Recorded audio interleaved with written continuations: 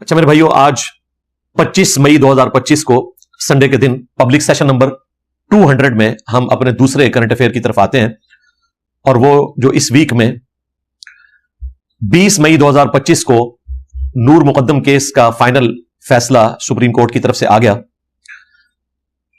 نور مقدم قتل کیس جو ہے یہ آلموسٹ کوئی 4 سال پرانا کیس ہے۔ 20 جولائی 2021 کو نور مقدم کو ظلمن قتل کیا تھا ظاہر جعفر نے، ایک اس کا ظالم دوست تھا، اور اس نے بڑی کوشش کی اس کے گھر والوں نے کہ کسی طریقے سے اسے سائیکو ڈکلیئر کر کے، پاگل ڈکلیئر کر کے سزا سے بچایا جائے، لیکن جھوٹ پکڑا گیا اور عدالتوں نے پوری ایمانداری کے ساتھ، پولیس نے مظلومین کا ساتھ دیا، اور الحمدللہ پہلے اسے چھوٹی عدالت سے سزائے موت ہوئی، اور پھر اپیل لگتے ہوئے جب فائنل سپریم کورٹ میں کیس پہنچا تو 20 مئی 2025 کو سپریم کورٹ کے 3 رکنی بینچ نے اس کی جو سزائے موت تھی نور مقدم کو قتل کرنے کے سبب 302 کی جو دفعہ تھی اس کے اگینسٹ اس کو بحال رکھا، اور جو اس نے اس کے ساتھ بدکاری والا معاملہ کیا تھا 376 دفعہ اس پہ لگی ہوئی تھی، اس کو عمر قید میں کنورٹ کر دیا، لیکن چونکہ اوورآل اس کو پھانسی کی سزا ہو چکی ہے تو وہ انشاءاللہ اب ایگزیکیوٹ ہوگی۔ اگرچہ 4 سال لگے ہیں اس کیس کو فائنل ہونے میں، لیکن پھر بھی بڑی بات ہے کہ ہمارے جیسے تھرڈ ورلڈ کنٹریز میں کسی شخص کو اس طریقے سے انصاف مل جائے، کسی حد تک اس کے گھر والوں کے دکھ کا مداوع ہو جائے گا۔ اللہ تعالیٰ اس بچی کی شہادت کو، مظلومانہ شہادت کو، اس کی غلطیوں اور گناہوں کا کفارہ بنائے۔ رہا اس کا معاملہ تو یہ بھی اپنی سزا بھگت کے آخرت میں انشاءاللہ تعالیٰ بخشش والا معاملہ ہوگا۔ جو دنیا میں اپنی سزا بھگت لے تو آخرت میں پھر اس کے لیے سزا نہیں ہے، لیکن یہ سزا ان لوگوں کے لیے عبرت ہونی چاہیے جو لوگ اس طریقے سے لوگوں پر ظلم کرتے ہیں۔ کوئی بڑی چیز نہیں تھی، صرف وہ بائی فورس اس کے ساتھ شادی کرنا چاہتا تھا، اس نے انکار کیا تو اس نے اس کو بہانے سے اپنے گھر بلا کر اس طریقے سے ظلمن قتل کیا، اور سی سی ٹی وی کیمرے کے اوپر بھی چند ایک مناظر آئے ہیں۔ اس بچی نے اس کے گھر کی کھڑکی سے اوپر والی بلڈنگ سے نیچے چھلانگ لگائی، بھاگنے کی کوشش کی۔ اس وقت اگر وہ چوکیدار اس کا ساتھ دیتا تو بچ جاتی وہ، لیکن اس نے گیٹ نہیں کھولا، پھر وہ اس کو پکڑ کر لے گیا اور اس کے جسم کے اوپر اس نے زخم بھی لگائے، اس کے ساتھ اس نے زیادتی والا معاملہ بھی کیا، اور پھر الٹیمیٹلی اسے کافی زیادہ تشدد کرنے کے بعد قتل کر دیا، اور پھر اس نے اپنے آپ کو سائیکو ڈکلیئر کر دیا۔ کچھ پرابلم اس کو شروع میں تھے، وہ تو ظاہر ہے پاکستانی قوم میں اکثر جو امیر طبقہ ہے ان کی اولاد جو ہے وہ اس طریقے سے بگڑی بھی ہوتی ہے اور ان کے ساتھ اس قسم کے ایشو ہوتے ہیں، لیکن ذہنی توازن اس کا بالکل درست تھا۔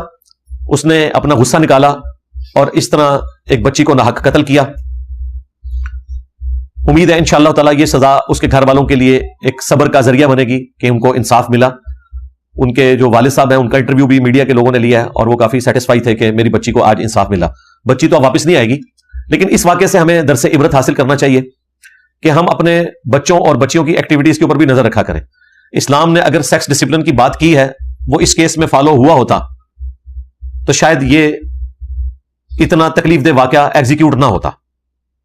اسلام میں فری سیکس نہیں ہے، اسلام سیکس ڈسپلن کو فالو کرتا ہے۔ فرائڈ نے تو ابھی آ کر بات کی نا کہ سیکس سب سے امپورٹنٹ جذبہ ہے، اسلام تو 1400 سال پہلے یہ بات کر رہا تھا۔ زُيِّنَ لِلنَّاسِ حُبُّ الشَّهَوَاتِ مِنَ النِّسَاءِ، مزین کر دی گئی ہیں دنیا کی چیزیں لوگوں کے لیے۔ پہلے نمبر کے اوپر اللہ تعالیٰ نے عورتوں کا ذکر کیا، اور وائس ورثہ بھی ہے، عورتوں کے لیے مرد، باقی جو دنیا کی نعمتیں ہیں وہ بعد میں ذکر کی۔ اس لیے اسلام میں سیکس ڈسپلن ہے۔ سورۃ النور میں آیا کہ مومن مردوں سے کہو کہ اپنی نگاہوں کو نیچا رکھیں، اور اس کے ساتھ اگلی آیت میں آیا مومنہ عورتوں سے بھی کہو کہ وہ اپنی نگاہوں کو نیچا رکھیں۔ اسلام میں مرد و عورت کی اس قسم کی کوئی دوستی نہیں ہو سکتی شادی کے، نکاح کے بندھن کے بغیر۔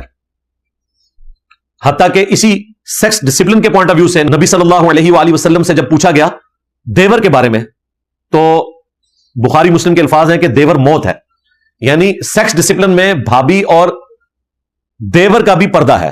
کمبائنڈ فیملی سسٹم میں ایٹ لیسٹ نگاہوں کا پردہ ہو، بہتر تو یہ ہے کہ الگ گھر ہو، لیکن اگر ایک گھر ہے کم از کم نگاہوں کا پردہ ہو۔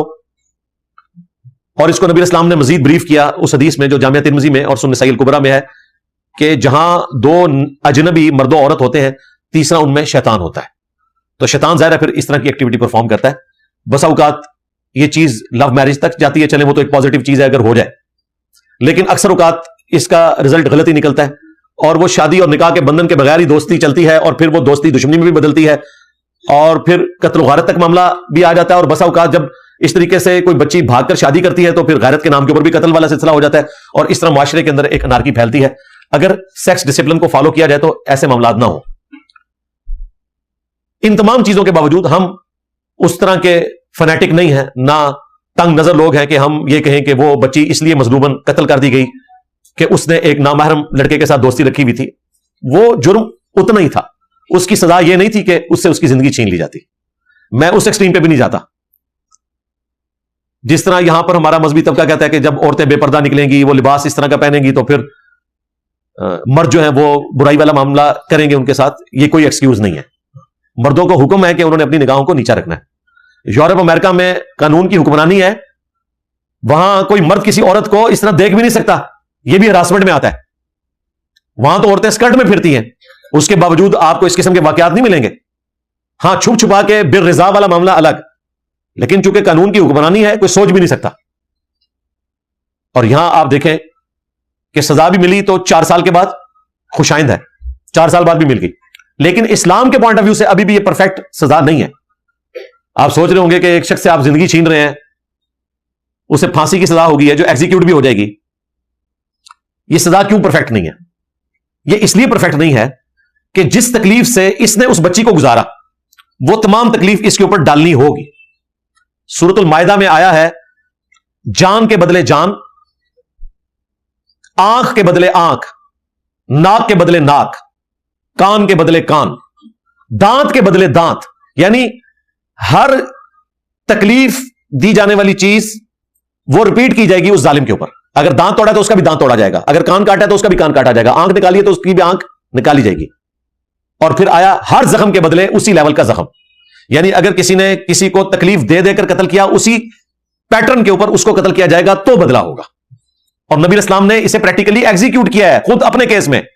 جب نبی اسلام کے ایک چرواہے کو چند لوگوں نے دھوکے سے قتل کر کے اونٹ چرا لیے تھے, تو ان کو گرفتار کرنے کے بعد رسول اللہ صلی اللہ علیہ وآلہ وسلم نے ان تمام لوگوں کے ہاتھ پاؤں کٹوائے, کیونکہ انہوں نے چرواہے کے ساتھ یہ سب کچھ کیا تھا. اب چرواہا ایک تھا, وہ زیادہ تھے, لیکن سب پہ سزا نافذ ہوئی. آنکھوں میں سلائیاں پھروائی گئیں کیونکہ انہوں نے بھی اس چرواہے کی آنکھوں کو اس طریقے سے ڈیمیج کر کے اسے ظلمن قتل کیا تھا. جو آج لوگ کہتے ہیں کہ جی اسلام کی سزائیں ظالمانہ ہے, یہ ظالمانہ نہیں ہے, ڈیٹرنس کے لیے. سزا ایک کو ہوگی, عبرت اتنے سارے لوگوں کے لیے ہو جائے گی. اسی لیے زنا کی سزا کے حوالے سے سورۃ النور میں آیا کہ جب سزا دی جا رہی ہو 100 کوڑوں کی تو مسلمانوں کا ایک گروہ اسے ویٹ کرے گا, پریکٹیکلی دیکھے گا اس سزا کو ہوتے ہوئے. جب دیکھے گا تو پھر یہ خبر پھیلے گی. یہاں اگر کوئی شخص ایک ایکسیڈنٹ دیکھتا ہے نا, اور وہ 4 دوستوں کو آگے بتاتا ہے نا کہ میں نے اس قسم کا ایکسیڈنٹ دیکھا, تو وہ بیچارہ تو رات کو صحیح طریقے سے نہیں سوتا. وہ لوگ بھی اس تکلیف سے گزرتے ہیں. اور اس قسم کی سزائیں اگر کوئی دیکھے, سعودی عرب میں, ایران میں اعلانیہ سزائیں دی جاتی ہیں نا. جن لوگوں نے سر کٹتے ہوئے دیکھے ہیں نا سعودیہ کے اندر, ایک ہفتے کے لیے بخار بھی چڑھ جاتا ہے لوگوں کو. ظاہر ہے آپ نے صرف فلموں میں یہ سر کٹتے ہوئے دیکھے ہیں. فزیکلی جب آپ یہ ایکٹیویٹی پرفارم ہوتے ہوئے دیکھ لیں تو سزا ایک ہونی ہے, ڈیٹرس اتنے سارے لوگوں کے لیے. تو یہ اسلامک سزائیں جو ہیں یہ ظالمانہ نہیں ہیں, بلکہ ڈیٹرس کے لیے ہیں, تاکہ سزا ایک دفعہ دی جائے اور اتنے سارے لوگوں کے لیے عبرت بن جائے. سورۃ النساء کے اندر اللہ تبارک و تعالی نے قتل کی سزا بیان کرتے ہوئے اس چیز کی اجازت دے دی کہ مقتولین کے جو ورثہ ہے وہ قاتل کو معاف کر سکتے ہیں, چاہے تو بلڈ منی بھی لے سکتے ہیں جسے دیت کہا جاتا ہے. اور وہ سنن ابی داؤد کے اندر موجود ہے کہ 100 اونٹ دیت ہے. آج اگر ایک کوئی بالکل ماٹھا سا اونٹ بھی آپ کو خریدنا پڑے تو 10 لاکھ کا تو آئے گا. 10 لاکھ کو آپ ذرا 100 سے ضرب دیں تو یہ 10 کروڑ روپے بن جاتا ہے, یعنی آلموسٹ 100 بلین بن گیا. یہ دیت ہے. اگر 100 اونٹ نہیں دے سکتا تو اس کے ایکویلنٹ رکھا گیا 200 گائے یا 2000 بکریاں یا بکرے, ان کی ایکویلنٹ رقم بھی دی جا سکتی ہے اور یہ مال بھی دیا جا سکتا ہے. ہمارے پنجاب کے کلچر میں تو اس کو بھی مال کہا جاتا ہے نا, مال ڈنگر. ظاہر ہے یہ آپ کی ورتھ ہوتی ہے, ایسٹس ہوتے ہیں, تو یہ کروڑوں میں بنتی ہے. یہ جو عموماً آتا ہے نا کہ 10 لاکھ لے کر صلح کر لی, 50 لاکھ لے کر صلح کر لی, اس طرح صلح نہیں ہوتی. उसूलन तो इतनी दियत देनी चाहिए। हां, मारूफ तरीके से अगर कातिल जो है वो अफोर्ड नहीं कर सकता, उसका लेवल इतना नहीं है और वरसा उसको कुछ रकम माफ कर देते हैं, तो उसकी इजाजत है, उसमें मौजूद है मारूफ तरीके से। लेकिन यह सजा अल्लाह ताला ने इस हवाले से रखी है, और यह भी उस सूरत में अगर ब्लड मनी कोई लेना चाहे, अदरवाइज कत्ल के बदले कत्ल की सजा होगी। बल्कि इस्लाम ने इस चीज को प्रेफर किया है। अल्लाह ताला ने सूरतुल बकरा में फरमाया, वलकुम फिल क़िसासी हयातुन या उलिल अलबाब लअल्लकुम तत्तकून। ऐ अकलमंदो, कत्ल के बदले में, कत्ल करने में पूरी इंसानियत की जिंदगी छुपी हुई है ताकि तुम बच सको। वैसे तो इस्लाम का मिजाज यह है कि अगर आप मुआफी की रविश इख्तियार करते हैं तो अल्लाह ताला आपको आखिरत में अजर देगा, लेकिन कत्ल के केस में कहा गया कि कत्ल के बदले कत्ल में इंसानियत की जिंदगी छुपी हुई है। क्यों? अगर कातिल को यह पता होगा कि मैं कत्ल करने के बाद मुआफी तराफी करके बाहर निकल आऊंगा तो वो दोबारा कत्ल के ऊपर आमादा होगा, और इससे कितने लोग इबरत हासिल करने की बजाय दीदा दलेर हो जाएंगे कि यहां तो कातिल भी छूट जाता है। इसलिए इस्लाम ने इजाजत तो रखी ब्लड मनी लेने की या मुआफी की, लेकिन एम्फेसाइज इस चीज के ऊपर किया कि कत्ल के बदले कत्ल में इंसानियत की जिंदगी छुपी हुई है। इंसानियत की जिंदगी, इनका पुरअमन रहना, ये दो चीजों के ऊपर डिपेंडेंट है, एहतराम जान और एहतराम माल। एहतराम जान, एहतराम माल होगा तो आप अमन के साथ जिंदगी गुजार सकते हैं, और अगर ये नहीं होगा तो फिर ये दुनिया रहने के काबिल नहीं है। सीधी सी बात है, अगर इंसाफ नहीं होगा। इसलिए देखें, सूरतुल हदीद में अल्लाह तबारक व तआला ने अंबिया इकराम अलैहिस्सलाम के आने का मकसद यह बताया है कि वो इंसाफ कायम करते हैं, और इस इंसाफ को कायम करने के लिए अल्लाह ताला ने आसमान से लोहा उतारा है जिसके अंदर शिद्दत मौजूद है। ये जंगे सारी लोहे के जरिए, आज भी लोहे ही इस्तेमाल होता है।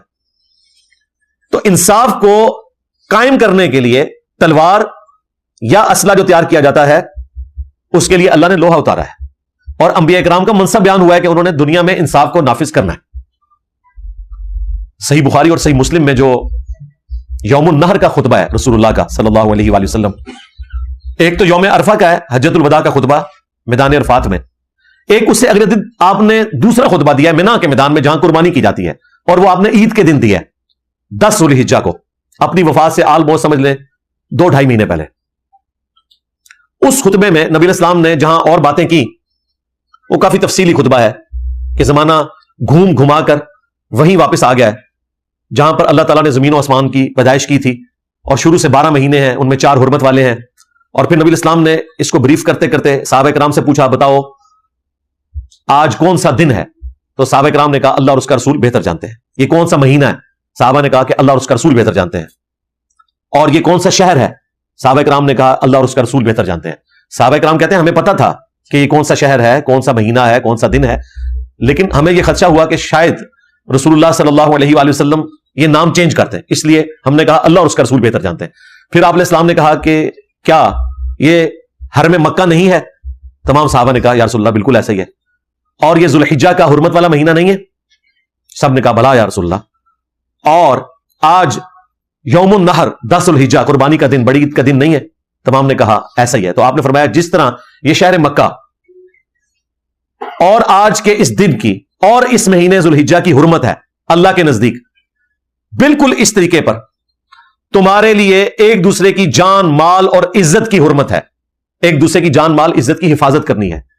अमूमन अल्लाह ताला के हुकूक के मामले में लोग सख्त होते हैं, लेकिन हुकूकुल इबाद के मामले में ढीले पड़ जाते हैं।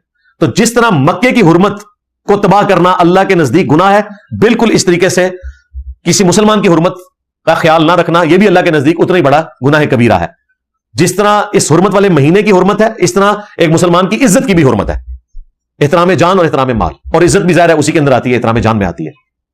फिर सूरतुल माइदा में मशहूर आयत है कि हमने बनी इसराइल के लिए भी तय कर दिया था, और इस उम्मत के लिए ज़ाहिर है शरीयत मूसवी की ही कंटिन्यूशन है, सवाए उन चीजों के जो इस शरीयत में तब्दील हुई,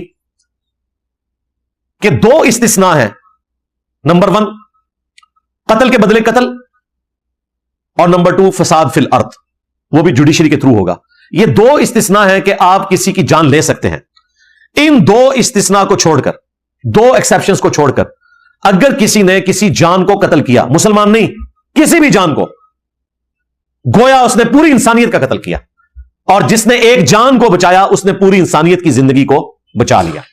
یہ سورۃ المائدہ کی آیت نمبر 32 میں آیا, اور اس کی ایکسپلینیشن بخاری کی وہ حدیث ہے کہ جس نے ایک کافر کو بھی ناحق قتل کیا, جو کسی مسلمان ملک میں ٹیکس دے کر ذمہ رہ رہا تھا, کافر کو, مسلمان کے قتل کی بات نہیں ہو رہی, وہ تو گناہ ہی بہت بڑا ہے, تو کافر کو قتل کرنے والا بھی جنت میں جانا تو دور کی بات, وہ جنت کی خوشبو بھی نہیں پائے گا, حالانکہ جنت کی خوشبو 40 سال کی مسافت سے آ رہی ہوگی.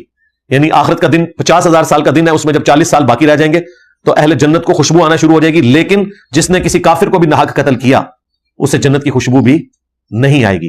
یہ بخاری شریف ہے, مولانا شریف نہیں ہے. اتنی سخت باتیں موجود ہیں. مومن کا قتل, وہ سورۃ النساء میں اللہ تعالی نے فرمایا جس نے ایک مومن کو بھی ناحق قتل کیا ہمیشہ کے لیے جہنم میں جائے گا, وَلِعَوْذُ بِاللَّهِ تعالی, ہمیشہ کے لیے. یہاں دیکھیں لوگ لسانیت کی بنیاد کے اوپر, زمین کے جھگڑے کے اوپر, فرقے کی بنیاد کے اوپر ایک مسلمان دوسرے مسلمان کو قتل کر دیتا ہے.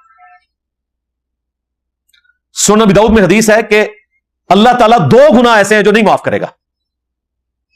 ایک شرک, جس کے بارے میں سورۃ النساء میں 2 دفعہ آیا, ان اللہ لا یغفر ان یشرک بہ ویغفر ما دون ذلک لمن یشاء, بے شک اللہ تعالیٰ اس گناہ کو معاف نہیں کرے گا کہ کوئی شخص آخرت میں اس حال میں پیش ہو کہ دنیا میں بغیر توبہ کے وہ مرا اور شرک کی حالت پر مرا, اس کے سوا جتنے گناہ ہیں وہ معاف کر دے گا, لیکن وہ بھی جس کے لیے چاہے گا, اگر نہیں چاہے گا تو معاف نہیں کرے گا. اب یہ اشارہ موجود تھا قرآن میں. ابو داؤد کی اس حدیث میں آیا کہ وہ دوسرا گناہ جو ہے وہ قتل ناحق ہے. ایک شرک, دوسرا قتل ناحق. یعنی اللہ چاہے تو قتل ناحق کے لیے بھی ہمیشہ کی سزا مقرر کر سکتا ہے جہنم کی, اور اس کی جڑ سورۃ النساء کی اس آیت میں ہے کہ جس نے ایک مومن کو ناحق قتل کیا وہ ہمیشہ کے لیے جہنم میں ہے. بعض محدثین نے کہا ہمیشہ سے مراد جو ہے وہ a long period of time ہے, لیکن حدیث میں بھی آیا کہ یہ 2 گناہ ایسے ہیں کہ جن کے بارے میں اللہ تعالیٰ گرفت فرمائے گا. مومن کا قتل ناحق, وَلِعَوْذُ بِاللَّهِ تعالی. اسی لیے بخاری اور مسلم میں حدیث ہے کہ قیامت کے دن سب سے پہلے قتل کے مقدمے کا فیصلہ ہوگا. حقوق العباد میں سب سے پہلے قتل کا مقدمہ ڈسکس ہوگا.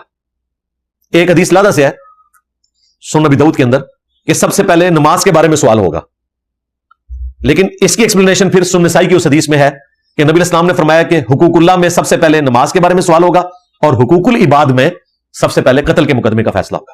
آپ دیکھیں قتل کے مقدمے والی حدیث بخاری مسلم دونوں میں ہے کہ قیامت کے دن سب سے پہلے قتل کے مقدمے کا فیصلہ ہوگا.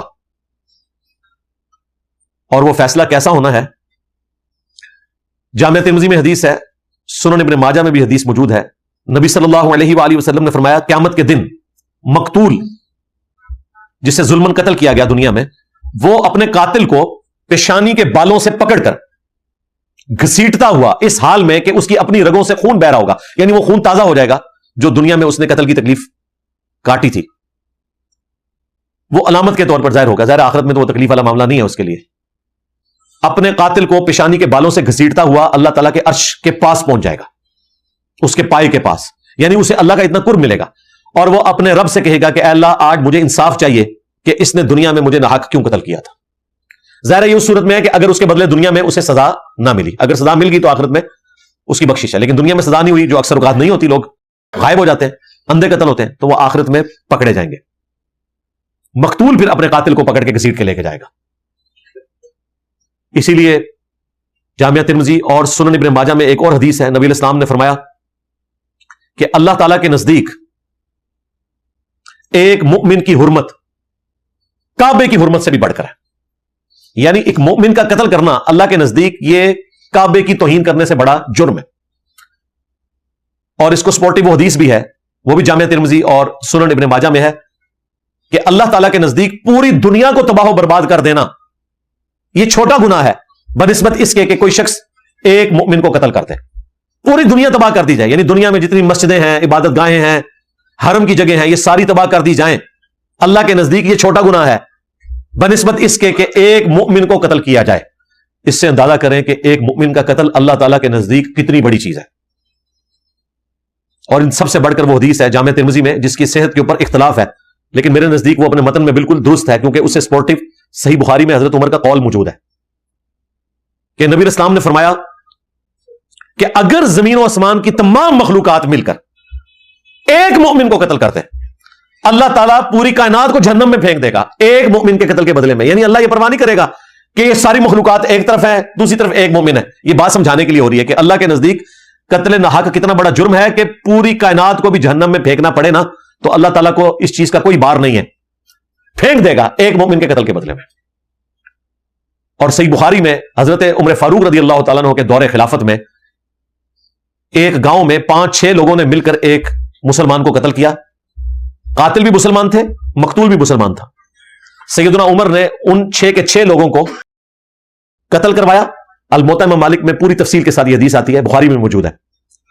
اور پھر حضرت عمر نے فرمایا کہ اگر یہ پورا گاؤں بھی اس ایک قتل میں شریک ہوتا تو میں اس چیز کی پرواہ نہ کرتا کہ قتل ہونے والا ایک ہے, میں پورے گاؤں کو قتل کروا دیتا. اس ذریعے سے آپ انصاف کو اسٹیبلش کر سکتے ہیں. اور یہ حضرت عمر نے کو اپنی طرف سے بات نہیں کی ہے, نبی اسلام نے بھی یہی کیا. بخاری مسلم میں حدیث ہے, ایک چرواہے کو قتل کیا تھا کئی لوگوں نے مل کر, اس کی آنکھ نکالی, اس کے جسم پہ زخم لگائے, ہاتھ پاؤں توڑے. نبی اسلام نے بھی ان سارے لوگوں کو اسی تکلیف سے گزار کے قتل کیا ایک بندے کے قتل کے بدلے میں. تو اللہ تعالیٰ کے نزدیک ایک مؤمن کی جان کی اتنی بڑی حرمت ہے. ان چیزوں کو ہلکا نہیں سمجھنا چاہیے. یہ میں نے موقع غنیمت جانا نور مقدم والے کیس میں کہ میں ان تمام احادیث کو اور آیات کو دوبارہ سے بیان کروں تاکہ لوگ قتل کے حوالے سے تھوڑے ایجوکیٹ ہوں. یہاں تو بات بات کے اوپر ہماری ینگ جنریشن کو, جین زی کو غصہ آ جاتا ہے اور وہ اپنے چچا کی پسٹل نکال کے, ماموں کی پسٹل نکال کے, ابا جان کی پسٹل نکال کے تو اپنے ہم عمر بچوں کو جا کے فائر مار دیتے ہیں, چاہے پوری زندگی پھر وہ ذلیل ہوتے رہے. اس لیے میں نے بارہا حکومت سے بھی ریکویسٹ کی ہے کہ جو لوگ جیلوں میں پڑے ہوئے ہیں نا, ہفتے میں ایٹ لیسٹ ایک پرائم ٹائم کے اوپر پروگرام چلنا چاہیے جن میں جیل میں جو لوگ اپنی زندگی کاٹ رہے ہیں نا ان کے لائیو انٹرویوز دکھائے جائیں باہر والے لوگوں کو. میں کہتا ہوں جو اس سے ڈیٹرس ہو سکتی ہے نا اور کسی چیز سے نہیں ہو سکتی. کئی ولاگرز نے اپنے طور پر جیل کی اندر کی زندگی جا کے آبزرو کی ہے, ولاگز بنائے ہیں اس کے اوپر, وہ دیکھ کر اتنی عبرت ہوتی ہے. پھانسی گھاٹ دکھایا جاتا ہے, یقین کریں وہاں کو بندہ لٹک نہیں رہا ہوتا, آپ ویڈیو میں دیکھ کے خوف کھا جاتے ہیں. پھر ان لوگوں کی آپ لائف سٹوری سنیں کہ کس طرح جذبات میں آ کے اس وقت انہوں نے بندہ مار دیا, کوئی 20 سال سے سڑ رہا ہے, پیچھے اس کی ماں بھی مر گئی, باپ بھی مر گیا, ٹھیک ہے, کوئی قریبی رشتے دار مر گیا, وہ اندر بےچارے اس طریقے سے ذلت کی زندگی کاٹ رہے ہیں. اور اس وقت ایک جذباتی فیصلہ تھا. ہمارے جو ایک بزرگ تھے علامہ وحید الدین خان صاحب رحمہ اللہ تعالی, پڑوسی ملک انڈیا میں, انہوں نے باقاعدہ ان جیل کے قیدیوں کے انٹرویوز اپنی بک میں ڈسکس کیے ہوئے ہیں. کئی قیدیوں نے تو یہاں تک کہا کہ اگر آپ کو کوئی تھپڑ مارے نا تو آپ دوسری گال بھی اس کو پیش کر دیں, اسے کو یہاں بھی مار, میں تیرے اوپر ہاتھ نہیں اٹھاؤں گا. ایسا ڈنگ نکل جاتا ہے اندر جا کے کہ یار اس وقت بس میٹر گھوما, پھر پوری زندگی کے لیے ذلیل ہو گیا. اور اکیلے ذلیل نہیں ہوئے, اپنے گھر والوں کو بھی ذلیل کیا. اتنا پیسہ لگتا ہے. اور پھر قبائلی سسٹم کے اندر اگر آپ کے پی میں چلے جائیں تو نسل در نسل دشمنی چلتی ہے آگے. یہاں تو کچھ سال پہلے میں نے وہ ویڈیو دیکھی تھی, 5 بھائی ایک جگہ پہ رہ رہے تھے, بل زیادہ آنے کے اوپر ایک دوسرے کے اوپر فائر کھول دیے اور ساروں کی لاشیں پڑی ہوئی ہیں. اس ٹائم ریئل ٹائم ویڈیو کسی نے بنا کے تو وہ عام کر دی تھی, وہ تکلیف دہ ویڈیو دیکھی نہیں جاتی. یہ سال ڈیڑھ پہلے گجرا والا میں ایک بھائی نے دوسرے بھائی کو قتل کر دیا بجلی کا بل زیادہ آنے کے اوپر, بعد میں پوری زندگی پھر ذلیل ہوتے ہیں. تو ان چیزوں سے عبرت حاصل کرنی چاہیے. یہ قتل کرنے کی خبر سننا, قاتل کو سزا کا سننا, یہ ٹی وی پہ تو آپ کو بڑا نارمل لگ رہا ہوتا ہے. جو جیل میں وقت گزار رہا ہوتا ہے نا, تکلیف وہ کاٹ رہا ہوتا ہے. کتنی مشکل زندگی آپ سوچ نہیں سکتے.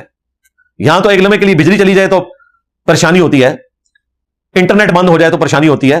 ان کی تو کوئی حالت نہیں ہوتی ہے جتنی مشکل وہاں زندگی وہ گزار رہے ہوتے ہیں. کھانا پینا اپنی مرضی کا نہیں ہوتا, جو کھانا پینا ہوتا ہے وہ بھی چھوڑیں. جو مچھر اور باقی جو صورتحال ہے, اور ہر وقت ایک ذہنی ٹینشن. اگر آپ کو بتایا جائے 20 سال تک آپ نے چھوٹنا ہی نہیں ہے تو 20 سال ایک بندے کی جوانی کے چلے گئے تو کیا پیچھے زندگی رہ گی. تو اس سے عبرت حاصل کریں, کوئی اس قسم کی ایکٹیویٹی پرفارم نہ کریں. غصہ آئے صبر کر لیں. ہم تو اپنے بچوں کو بھی یہی سکھاتے ہیں, اپنے دوستوں کو بھی یہی سکھاتے ہیں, کہیں پر بھی جھگڑا ہو کوئی کمانڈو بننے کی ضرورت نہیں بھائی. سیدھی سی بات ہے, غلطی آپ کی ہے یا سامنے والے کی ہے, معافی مانگ لیں اسے کہ بھائی میں آپ کا نقصان بھی پورا کر دوں گا, کیونکہ جان کا نقصان نہیں پورا ہوتا. اور یہ کوئی بہادری نہیں ہے کہ اس طریقے سے انسان کمانڈو بننے کی کوشش کرے, جبکہ ایسی صورتحال ہو کہ جس میں خطرہ یہ ہے کہ اگلا بندہ جو ہے وہ اس نے لوڈڈ پسٹل رکھی ہوگی اور سیدھا آپ کے اوپر تان لے گا. تو یہ کرنے کی ضرورت نہیں ہے. صبر و شکر کر کے زندگی گزاریں, آخرت میں اجر کمائیں. ٹھیک ہے, یہ حمیت اپنے نفس کے خلاف کریں. جب وہ گناہ پر آمادہ ہو تو اپنے نفس کو جو سزا دینی ہے نا, قتل والی سزا نہیں, گناہ سے بچنے کی, اس کی پریکٹس کریں, صبر کریں, دوسروں کے اوپر غصہ نکالنے کی کوشش نہ کریں. اینڈ پر ہم اپنی عدلیہ کو بھی مبارکباد پیش کریں گے, چاہے 4 سال بعد سے ہی, لیکن شکر الحمدللہ اس فیصلے کا فائدہ ہوا ہے, ڈیٹرنس ہوئی ہے. آندہ اس طرح کی ایکٹیویٹی کرتے ہوئے کوئی سوچے گا. اور اس طریقے سے ایٹ لیسٹ وہ جو بچی تھی نور مقدم، اس کے گھر والوں کو بھی صبر آ جائے گا کہ ان کی مظلوم بچی کے قتل کے بدلے میں اب اس قاتل ظاہر جعفر کو بھی قتل کیا جائے گا، اسے بھی پھانسی کی سزا ہوگی. اللہ کا شکر ہے آج کل پھانسی کی سزا سے وہ پابندی بھی اٹھی ہوئی ہے، ورنہ یورپین یونین کے کہنے پر پابندی تھی. پھر جب یہاں پہ دہشت گردی کی ایکٹیویٹی شروع ہوئی تو پھر پاکستان کو خیال آیا کہ نہیں، دہشت گردوں کو جب ہم قتل نہیں کرتے ہیں تو جیل میں رہ کر ان کی امید لگ جاتی ہے کہ کبھی نہ کبھی تو چھوٹ جائیں گے. تو پھر انہوں نے اس پابندی کو اٹھایا یورپین یونین کے خلاف جاتے ہوئے. اس لیے آپ دیکھتے ہیں کہ کچھ عرصے بعد خبر آتی ہے کہ آرمی چیف نے اتنے لوگوں کی قتل کی سزا کے اوپر سگنیچر کر دیے فوجی عدالتوں سے. تو اس کی وجہ سے فائدہ ہوتا ہے، ڈیٹرنس ہوتی ہے. دیکھیں ہم نے پوری ذلت کاٹنے کے بعد یہ چیز سیکھی ہے کہ یہ جو اسلام کی سزائیں ہیں نا، یہ سخت ضرور ہے لیکن ڈیٹرنس والی ہیں، جرم کو روکتی یہی سزائیں ہیں. اگر قتل کے بدلے قتل نہیں ہوگا تو فساد فی الارض رک نہیں سکتا. تو یہ پھانسی کی سزا اس حوالے سے قتل کی سزا ایک بہت بڑی نعمت ہے ان لوگوں کے لیے جو سکون سے زندگی گزارنا چاہتے ہیں. ادروائز اگر قانون کی حکمرانی نہیں ہوگی پھر آپ دنیا میں سکون کی زندگی گزار نہیں سکتے. جس کو بھی غصہ آئے گا، غصے کا الٹیمیٹ نتیجہ یہی نکلتا ہے کہ انسان کہتا ہے کہ اس کی زندگی میں ایسے چھین لوں. اور آج کل تو زندگی کسی سے چھیننا بہت آسان ہے کیونکہ اسلحہ اتنا عام ہو چکا ہے. اللہ تعالیٰ سے دعا ہے کہ اللہ تعالیٰ ہمیں امن اور سلامتی کے ساتھ زندگی گزارنے کی توفیق عطا فرمائے. صلو علی محمد وآل محمد، اللہم صلی علی محمد وعلی آل محمد واصحاب محمد وازواج محمد وامت محمد اجمعین الی یوم الدین، آمین.